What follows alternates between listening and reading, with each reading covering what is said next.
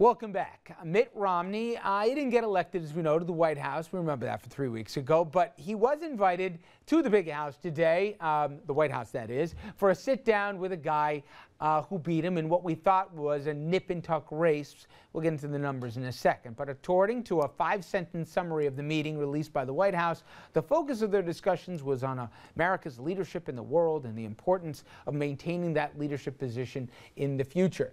The two guys pledged to stay in touch. Yeah, count on that, especially if opportunities to work together come up in the future. Romney's aides didn't immediately comment on the meeting. And in case you were wondering, well, what was on the menu was white turkey, chili, and Southwestern grilled chicken salad. And that is the end of my reading the menu tonight. It brings me back to my server days. Dominic, you never know what happens or not, but it didn't seem manufactured. These two guys didn't like each other. They didn't like each other, but I guarantee you one thing they did talk about: the insider aspect of the campaign. Hey, you know, you caught me off guard when you did this. Yeah. And what was your point? I guarantee you that was one of the issues. You think the first debate came up? I guarantee you all the debates came up. I guarantee you the president told him. I bet you the president said, "You hammered me" in that first one. I bet you he volunteered that. Yeah. Yes. I had the worst cold going into that one. I was digging. I was up all night. What the hell were you doing in Pennsylvania? Exactly. But I gotta admit something. I feel bad for Romney. And looking at the photo, he doesn't look like, he looks like a man with the world on his shoulders, and he's trying to hide it. And everybody else can see it but him, the problems that he's facing. I actually love the picture. It's one of the things I like most about American politics is that you can come together afterwards. And I love, concession calls on either side, whether you win or lose. Like the old kind of gentlemanly rules of the game. I have this hunch that like 14 times a minute during this meeting, somebody was going, No, not at all. Obama was loving every second of it. What? Obama was loving every second of the meeting. Right. Well, I'm going to get to the other stuff, at least in a second. I might as well fold the last part. We're going to do the segment now. You've been in a lot of winning campaigns, Bill, but you've also been on the other side. Losing too, yeah. How tough is it? How long does the candidate need, especially when they think they were going to win? Okay, some of them know they're going to lose by 30 points, but they're going through the process, right? For all the different reasons you and I know. But he thought he was going to win. With a week to go, not just everybody there telling him, but you had to drink the Kool-Aid, and he believed the numbers were going to be different. Yeah. How long does it take these guys to let it go, if ever? It's really tough. There's a mourning process that goes on. And people that work in politics talk about it all the time. It's the candidates especially, but the consultants as well, and the campaign volunteers. You go through a mourning process. So people do, I knew a guy who was a consultant that used to go sit at a blackjack table in Las Vegas for 2 weeks to bring down the adrenaline. Because you go from 100 miles an hour to 0. Yeah. And when you lose, if you're the candidate, I mean, there's a process you have to go through emotionally. You're used to, we've covered campaigns. Dominic, you can't get a second of these guys' time that they're working. In the case of Romney, whatever you say, the guy wanted it. There was no question on ambition on his part. He wanted this. His family lived this. I guess that's part of the harder part. It is. And then after, I think, 6 years, but whatever you want to say, a year and a half, a nonstop ton of his own money into it and everything else, only the dog's talking to you the next day, right? They're looking for somebody to talk to almost, right? Can I see your ID, Mr. Dole? I wasn't even trying to pile on that one. All right. It is rough. Okay. It's very rough. All right. Extremely rough. Yeah. Let's do a little math now. Now, the presidential vote totals, and you say, well, who cares, Rich, at this point? But it is interesting. It's been just over 3 weeks since Election Day, but the final totals are still being tallied. Now, here was the tally on Election Day. Remember how there was even a question if Romney should concede when he did, that there was a question maybe some of the votes in Ohio could have changed things? We obviously know that wasn't the case, but that's how close we thought it was in election night. Obama, he won 50% of the vote to Romney's 48%, and a lot of us thought that was a bigger margin than it would have been when the night started. But since then, Obama's lead has only grown. This is what the current totals look like. Obama at almost 51% and Romney a little under 48% here, more than 3 points, and that's significant, where the vote lead increased in Ohio, Virginia, and Colorado after that election night was called. Now, why Romney may have lost is a lot of reasons, but look at the demographics. It certainly tells what a lot of us always suspected. Obama, he won the women's vote. He won the black vote. He won the Hispanic vote and the Asian vote here, and by big margins. Now, Stuart Stevens, who's the chief campaign strategist for Romney throughout the campaign, he explained it this way, quote, "There was a time not so long ago when the problems of the Democratic Party revolved around being too liberal and too dependent on minorities. Obama turned those problems into advantages and rode that strategy to victory. But he was a charismatic African-American president with $1 billion, no primary, and a media that often felt morally conflicted about being critical. Yes, the Republican Party's got problems, but as we go forward, let's remember that any party that captures the majority of the middle class must be doing something right. When Mitt Romney stood on stage with Obama, it wasn't about television ads or whiz-bang turnout technologies. We'll talk about that in a second. It was about fundamental Republican ideas versus fundamental Democratic ideas, and Republican ideals, Mitt Romney carried the day. How does he get that last conclusion? How do Republican ideals win the day? I guess it's an interesting math. All right, but my question is, I've heard a lot of conflicting advice on and off camera from Republican strategists who said, it wasn't the messenger here. We just couldn't win going against this. And a lot of people said, please, you had a different person at the top of the ticket who could resonate here, not just have one good night in Denver. We would have had a different result in election night.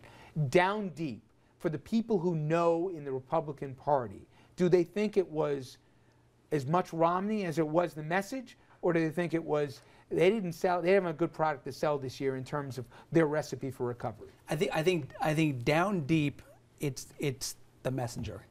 I think down deep, when you get down to it, the Republican Party has the same principles that it had during Reagan's time. He won 49 states, and arguably the 50th state. It's the same principle. The demographics have changed, but we believe in a melting pot, and we believe that people all become Americans as one. We don't individualize as much. But the messaging of the melting pot certainly didn't resonate with those demographics we talked about. Hispanics felt that they didn't have a place at the Republican table. Blacks always vote Democrat, we know that, but they turned out in huge numbers because they thought they were being disenfranchised. Yeah. Women, I mean, they voted. They were Reagan Democrats that voted for Reagan, and women turned out in good numbers for him, too.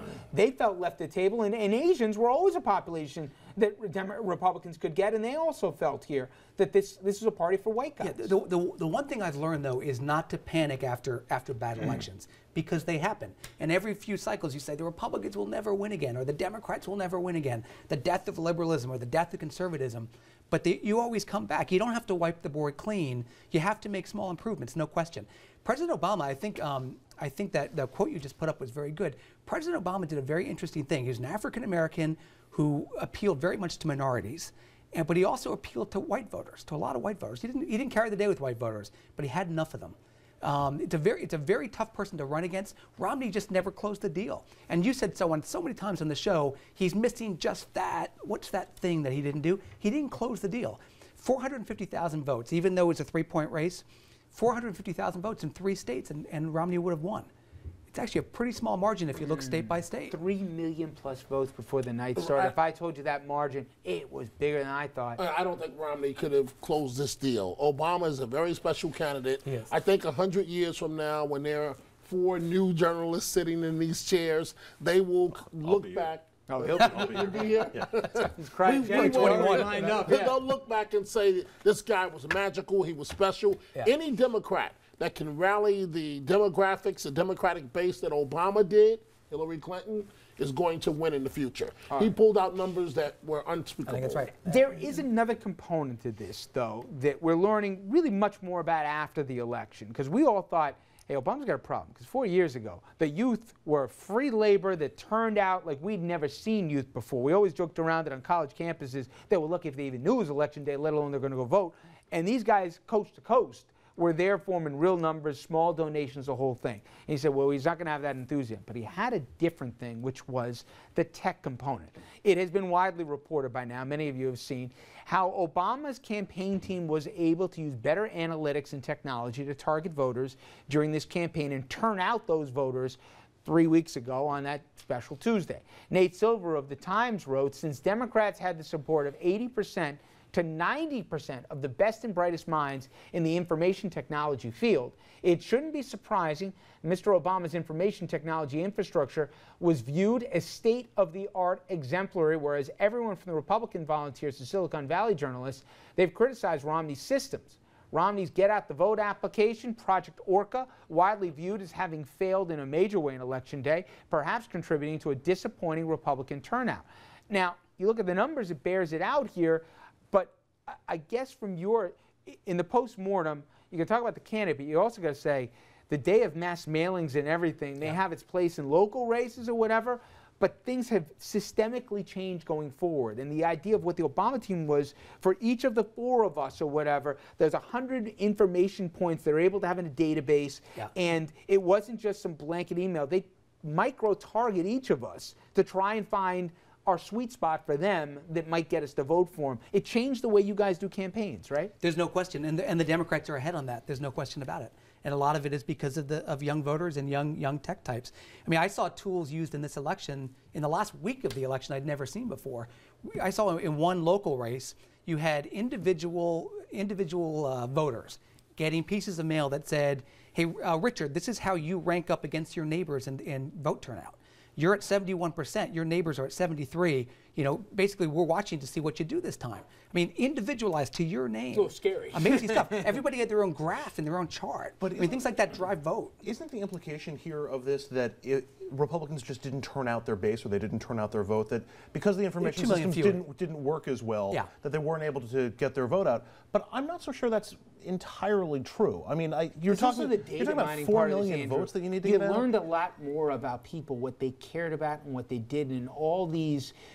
We would always, it was easy for us. I mean, think about how many a few elections ago we just said soccer moms, and that covered everything, right? Right. I mean, it was nice, lazy journalism on our part. We just label a group and call them that. Yeah. Now, all of a sudden, we found out, well, wait a minute. They do like tax cuts, but they don't care about millionaires. We learned that one. Yeah. We learned much more nuanced, detailed thing. And I think we also learned another thing, Dominic. Doesn't matter if Linda McMahon spent $50 million or some of the local races where Bob Cohen spent, a ton, right? There were races where tons of monies were spent. And how about the PAC money? Karl Rove went 0 for 8 here, and with $300 million or whatever in the Crossroads thing.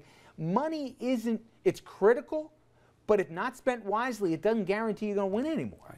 Well, money historically has always shown that it's not guaranteed that you're going to win. Bloomberg was somewhat different because the Democrats in New York City destroyed each other. But I also say, I understand the technology component, and I didn't get my own little graph that you guys talked about. But don't forget they expanded the base. Don't forget that. It was extremely important. Technology did help with that. Yeah. Yes, and it did help with that. The other factor out there is early voting. I mean, Yes. early voting in Yes. states, you have time to have that technology work. Yes. That's something that Republicans have to figure out. I want my own graph. We're working on it. We got a whole team on that thing. All right.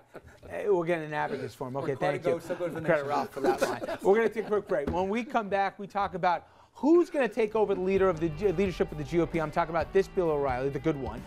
Is it going to be somebody within the party, or is it a name we haven't heard of? Because right now, got a lot of different guys, a lot of different agendas right now. Stay with us, everybody. We'll get into that.